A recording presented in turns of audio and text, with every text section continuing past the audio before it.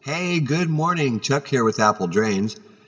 Today we're doing a project that homeowners could definitely do themselves, save a lot of money. We are actually in Atlantic Beach, Florida, and let's go take a look. So welcome to Atlantic Beach, Florida. This is a suburb of Jacksonville. We're walking out here to the beach before we start the job. Let you take a look. It's a cold morning here. Jacksonville gets kind of cold in the wintertime. Not every day, but this morning right around 50 and a wind. But what a neat place. You see, beautiful beach, still inviting. Even though it's cold, it sure looks nice out there.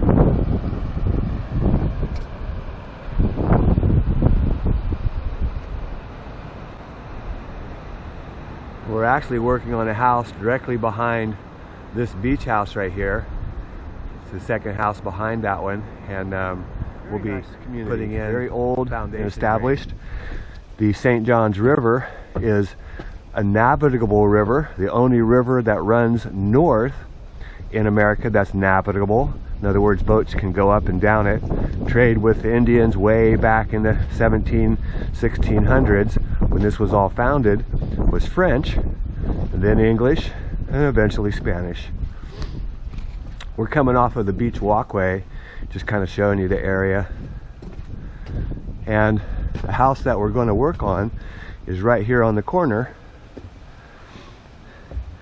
It's right over here, this beige 3-story house right over here, and they've got an issue in the backyard that we're going to be working on. It comes up through the floor in the back. The problem here is every time it rains hard, water has been flooding into this bedroom just under that window. The homeowners actually replaced the entire window and wall, thinking that's where the water came from. However, that's not the case. What's happening is that water is flooding up under the floor, and it's coming through right at the footer and the first course of block. This is a real typical problem. It's just straightforward, waterproofing. And what needs to be done is you excavate the footer, clean that off, put gravel perforated pipe, some people call that the French drain. You seal the wall with liquid rubber, cover it back up, and discharge to daylight. If you can't have daylight, you use a sump pump, and that's what we're using here. We're starting at the fence, coming all the way down along this wall. We'll break off the mortar, and we'll come right to the side of the footer, and that's where our pipe will be, and gravel. So we're excavating down along the foundation wall, and you can see the tree roots that are trying to grow under the floor. The floor level is about right here, and they're going right through the concrete. And this is a palm.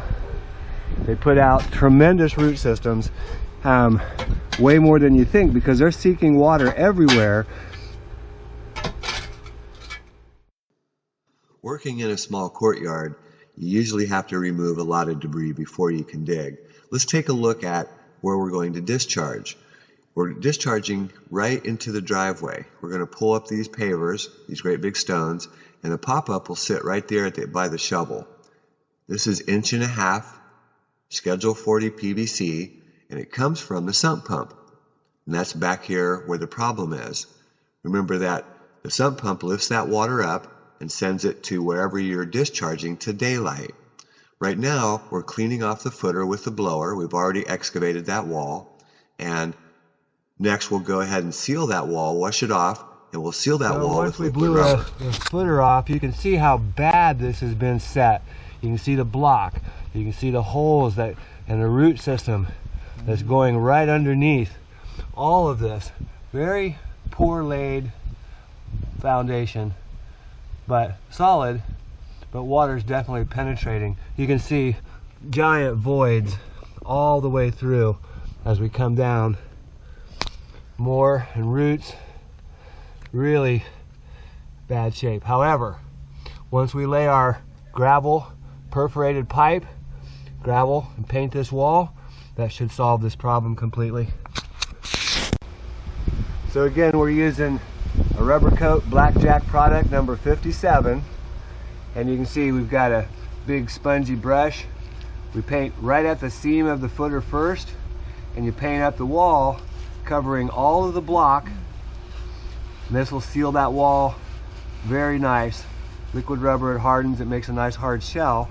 And then out here, you can see here's the footer. Out here is where our gravel is, and our pipe sits right here, and then more gravel to cover that, so water can't really penetrate. It has to drop into our system and be carried away all the way down to the sump pit. Go ahead. So you can see all the seams have now been sealed, and a little tough spot here by the water lines that come in. Remember, this is Florida, so you've got water that actually came out right here from the bathroom, and they came outside and they went over and they brought it into the next bathroom, which is just how they do it down here. But yeah, looking good, making a nice seal, nice and clean. We're almost ready to lay our gravel and our perforated pipe. Okay, so now it's time to set up our sump pump, our Zoeller M53. We start with a male threaded 1.5" adapter. This screws into the port. Just put it on there hand tight.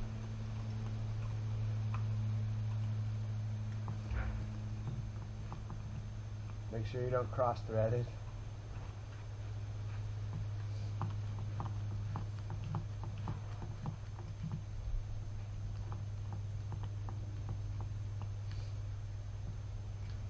Next, you cut a piece of 1.5" PVC. I like to just get it right above the safety bar. The safety bar protects the float, the switch that turns the pump on and off. And from that, we're going to put a check valve. That only allows water to flow one direction.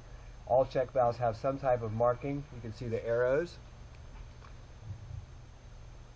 That tells you the water flow goes one direction. So we're going to go ahead and glue our first piece in here. Good PVC cement. Put a good amount on there. Push it into your fitting.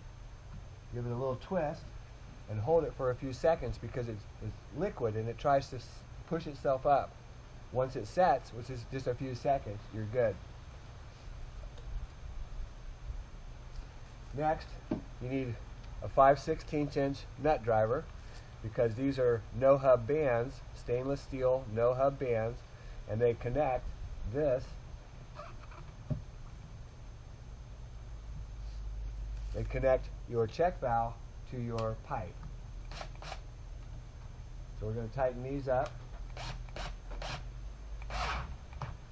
Just as tight as your drill can make it, and this is ready to go. Always double check, make sure your arrows are pointing up, and this is ready to install. From the inside the pit, we'll put the riser on it.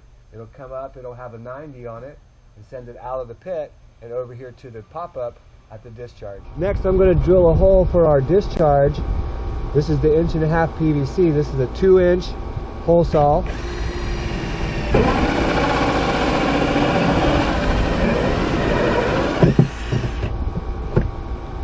2" hole saw. You can see the hole down here. Pull that root out. This is where the outlet from the pump comes out and comes through here.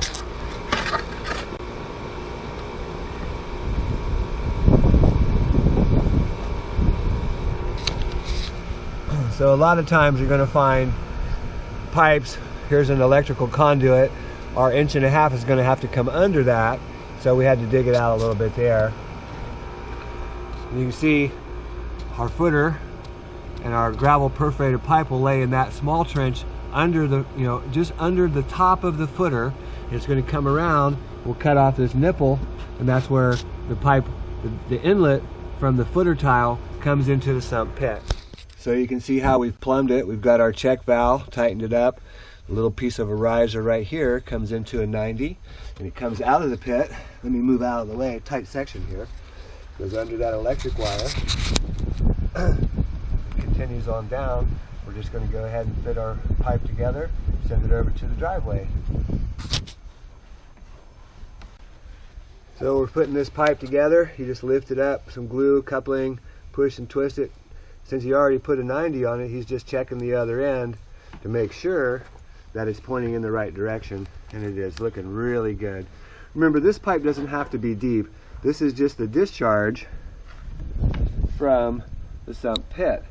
So it's under pressure, and it can come uphill, downhill, make turns. The pump is pushing this water at anywhere from 40 to 60 gallons per minute. So you can see we've set our pop-up at the proper grade, and now we're going to set these stones back in here. We've already started to backfill, lay that sod back on there.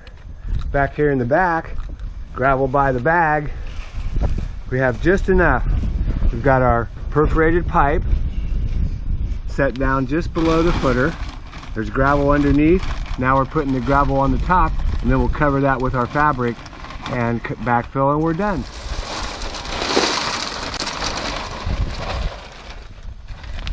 It's okay if we cover up the old water lines. It's not going to make any difference.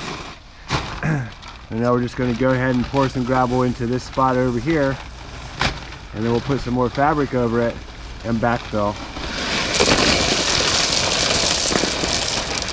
You can see our sump pit over here. It's got the Zoeller M53 in it. As that water comes down this line, it's going to go into the pit, lift it up, comes out through 1.5-inch pipe, discharges in the driveway. I've added a small catch basin here to help collect surface water. Just have some tape over the top of it to keep it clean. So you can see we've got our fabric folded over. Now we're going to go ahead and start backfilling. And you can see that all of our gravel is actually well below the floor. The floor is way up here, but we sealed up above the stucco just to help keep it, you know, make sure it doesn't get through there. But a real good, easy project for the homeowner. I mean, this only took about 1.5 hours, maybe 2 hours, and it's really quick, especially digging in the sand. The secret is lots of gravel, and make sure you seal that wall all the way down to the footer. Okay, so we're finished backfilling. Just a couple little things to do. You can see we've backfilled along that wall, and good system installed down there. We're just going to scrape off the pit. Right here's the pit. We'll uncover that.